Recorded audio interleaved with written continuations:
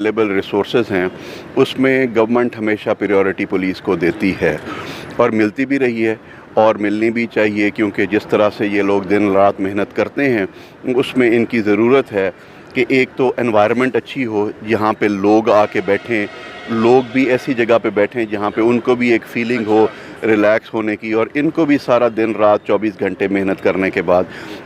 इनको ऐसी जगह मिले जहाँ पे ये बैठ के एक अच्छी एनवायरनमेंट में काम कर सकें। एनवायरनमेंट जितनी अच्छी होती है आउटपुट उतनी बेहतर हो जाती है। तो हमारे पूरे डिस्ट्रिक्ट की बात तो आप तो सिर्फ बहावल नगर की कर रहे हैं, इसी तरीके से बहावलपुर पूरे रीजन में काफ़ी सारे थाना जात ऐसे हैं जो अभी नए बने हैं, और ये प्रायोरिटी वाइज ग्रेजुअली इसमें अगर आज से 5 साल पहले देखा जाए और आज देखा जाए तो हमारे थाना जात ग्रेजुअली हम लोग इधर से रिक्वेस्ट करके भेज देते हैं, और अवेलेबल रिसोर्सेज की लाइट में कहीं पे हमें रिपेयर के फंड्स आते हैं तो वहाँ पे वो रिपेयर हो जाते हैं, कहीं पे बिल्डिंग्स नई बन जाती हैं, तो ग्रेजुअली हो रहे हैं और पूरे प्रोविंस में हो रहे हैं, ख़ास तौर पे हमारे रीजन में भी हो रहे हैं, और इस तरह से इंशाल्लाह ग्रेजुअली होते जाएंगे। इसमें सर कंपैरेटिवली देखा जाए तो पुरअमन ये रीजन है। 2-3 चीज़ें अहम होती हैं जो पुलिस से रिलेटेड होती हैं। एक तो ये है कि आप कुछ ऐसी स्ट्रेटजी और प्रोएक्टिव स्टेप्स लेते हैं कि क्राइम रुक जाए, तो पहले वो क्राइम होता है जो आप स्टेप्स लेते हैं तो काफ़ी हद तक क्राइम रुकता है, वो एक स्टेज होती है। सेकंड स्टेज ये हो जाती है कि आपकी एफ़र्ट्स के बाद, और वो जो चीज़ें रुकती हैं वो नज़र किसी को नहीं आती, वो मेहनत से, कोशिश से, एफ़र्ट से, इंडिविजुअल एफ़र्ट से, अल्लाह की मदद से वो चीज़ें बेहतर हो जाती हैं। सेकंड जो चीज़ होती है कि जब इंसिडेंट हो जाए फिर पुलिस का एक रोल होता है कि इमीडिएट रिस्पांस, और अगर पुलिस इमीडिएटली रिस्पॉन्ड कर देती है तो उसमें काफ़ी हद तक एक ये चीज़ हेल्प हो जाती है कि अब हमारा अगला काम है कि हम उन तक पहुँचें, मुल्ज़िमान को गिरफ़्तार करें, केसेस को वर्कआउट करें और मुद्दई को उस पे हो, तो उसमें एक लोगों को एक सेंस ऑफ सिक्योरिटी फ़ील होती है। और थर्ड स्टेज फिर होती है वो केसेस जो कि हाई प्रोफाइल हों,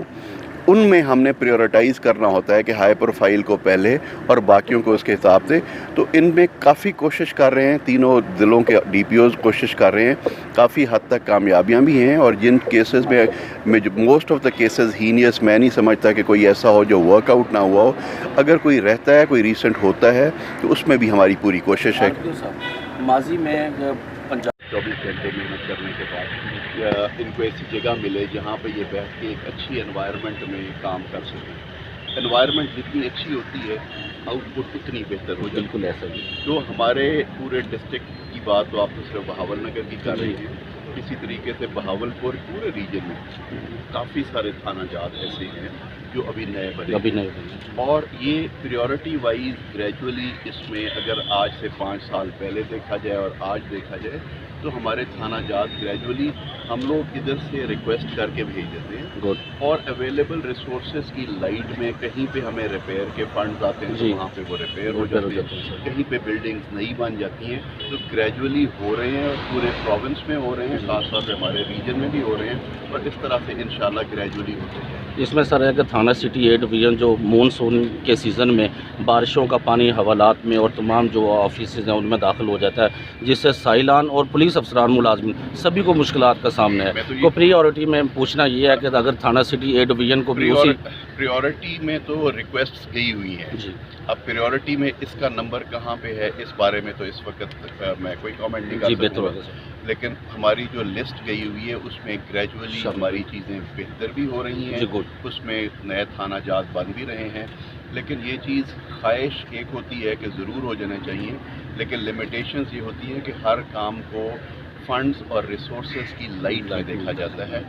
लेकिन गवर्नमेंट की ये ज़रूर प्रायोरिटी है। बहावलपुर डिवीज़न में